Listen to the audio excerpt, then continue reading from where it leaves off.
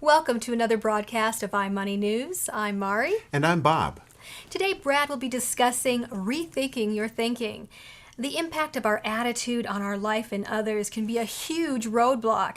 And he's going to talk about how our thoughts come from our beliefs and how to identify those self-defeating attitudes and behaviors, and how a lot of us have a fear of our money. Oh boy, there's an awful lot to this. And you said a lot there. The one thing I want to think about is, sometimes our thoughts can lead to emotions and behaviors and ultimately results. And if they're fear-based, well, like you were talking earlier, we don't even know where these things are coming from. Maybe it was our parents that told us that, this finance stuff, that's really hard to grasp. So I'm not good at it, therefore I don't want to make any changes. But it feeds into the whole 5 segments that Brad had talked about before, the spiritual, the personal, the physical, the emotional areas of our lives. And I think that we can confront some of those negative self-thoughts, that we can actually move ahead and actually get into the action steps. Now, it was a very wise person that said once that thoughts become things and to choose the good ones. And I think if we can muddle our way through this thing, we can actually get to that place in life where we say, I love my life. It's amazing how often we have thoughts that we don't even realize that we're having, and how those can really hold us back from good things happening in our lives. And sometimes change happens when we get angry and we don't want to have the same old, same old. So I am really looking forward to what Brad has to say on this topic. Thank you so much for joining us one more time in our journey through these courses of helping you create success around your finances. This next segment that we're going to be working on is a little bit different when you're talking about finances, because what we're going to be doing is talking about thinking. And I know that is a little odd, but it's going to be very beneficial, I hope. Earl Nightingale had something he said in one of the tape series that I heard many years ago. And he made a comment that he said, people in America have a problem, and that is that they don't think. And I got to tell you, when I first heard that, it kind of made me mad, because I think all the time. At least I think. I'm trying to work on thinking styles all the time, and here he is telling me I don't think. But as I understood more about what he was saying, is that it's not that we don't think, it's that we don't think for ourselves. When we go through this process of living our life, what we're usually doing is following. We don't analyze things on our own. We just listen to what it is that maybe the press is telling us to do, or what is it that we can learn on the internet about what it is that we need to do next. It's not that we figure things out on our own. We just wait for some so-called expert to tell us what it is that we're supposed to be doing, and then we do it. And if we don't have an expert to tell us, we figure we can't do it. What I want to encourage you to do is to critically think on your own. Be creative in your thinking. Analyze things. Be aggressive in your thinking to be able to see what is the future and the potential. My suggestion is that you understand what thinking does and how thinking works. I did not come up with this thinking style. It's been used many different times, but I think it is so important to understand the concepts of how this thinking style can affect our finances and even the rest of our life. But we have a process that we run people through in their thinking, and that is that thoughts create emotions. Now, if you think about that, you can create different emotions by what thought you think of. So thoughts will create emotion. I think it's impossible to change an emotion. The only thing that I think that you really can do is change your thought. So if you're in an emotion that you don't want to be in, I don't think there's an on-off switch for an emotion, but if you come back here and create a new thought, that'll help you create a new emotion.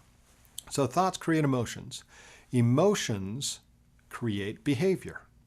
So if you have an emotion that has created a behavior, you got to make sure that that behavior is what you want it to be based on that emotion. So thoughts create emotions, emotions create behavior, behavior creates a result.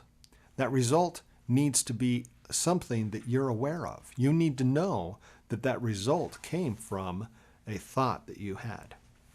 So how does this apply to finances? Well, I'll tell you.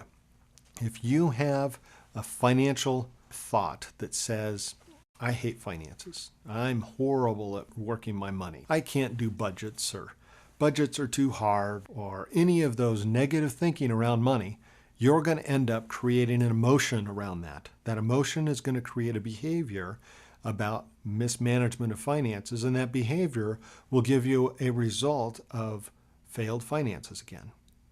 You need to understand how powerful those thoughts are, how powerful those words are that you use to describe yourself in the way of handling finances. Let me give you an example outside of the world of finances, and then we'll bring it back into a financial picture. But I had a client of mine, they're just a wonderful client. They've been clients for a very long time, absolutely in love with each other, wonderful couple. She was in a place where she wouldn't come home when she said she was going to. She was off at a choir practice. He was afraid that he had lost her. Don't know where that thought came from, but that thought came from somewhere inside of him. And he said, gosh, I'm afraid she's left me for good. She had it with me. That thought created an emotion of fear and panic and a concern and what am I going to do with the rest of my life emotion. And so now he's in this emotion. That emotion created a behavior when she came home. She came home and he exploded. He yelled at her and accused her of things, and she ran upstairs and locked herself in a room and didn't come out. That emotion created a behavior. That behavior created a result that was something that he didn't want, but he thought of it. That thought of losing his wife and being separated from his wife, the result was down here, he was separated from his wife. Now, fortunately, it wasn't as long and as dramatic as what he created in his brain, but he got the result that he was hoping he wouldn't get. The reason why I say that is because it's critical that we understand how powerful our thoughts are that trigger emotions. And if we understand how powerful that is, when we bring it back to the place of finances. Now, it's kind of a funny thing to be able to say, gosh, I'm horrible at finances, or I can't do budgets, or I can't do these kind of things. Well, that may be funny in some circles, but the reality of it is that you are creating a result that you're not going to want. And you will fail at your finances if that's the way you think. So thoughts will create an emotion will create a behavior, and a behavior will create a result. Now, if you reverse that process and you understand how powerful that is, you understand that in my case, when I got married, I had a strange experience walking down the aisle after I got married. I was expecting to feel different. I didn't know what I was going to feel, but I thought I would feel different. Single people feel this way and married people feel this way. I just had that in my head. I don't know where that came from. Well, when I walked down the aisle, I thought, did I get married? Was I really married? I didn't quite have that all put together in my head. Well, the reason is because there was no evidence that I was married. There was nothing that said that I was married. I didn't feel any different. But the truth is that I got married when that pastor asked me, do you take this woman to be your wife? And I said, yes. I made that decision. That was a decision that I made. She fortunately also said yes, and she made that decision as well. But when we made that decision, it doesn't matter what the feelings are. It didn't matter what the emotions were of the moment. That decision is what made us to become married amongst our friends and family. When you make the decision that you're going to be good at your finances, it doesn't matter what your past looks like. It doesn't matter what your emotions are like. It doesn't matter any of those things. It matters that you made that decision to be good with your finances. As you go through life and you make some mistakes, to say, oh, look at that. I knew that I was going to be bad at my finances. Well, you can go back to that and say, that's the way I used to be. What I am now is good with my finances, and then you move right on by.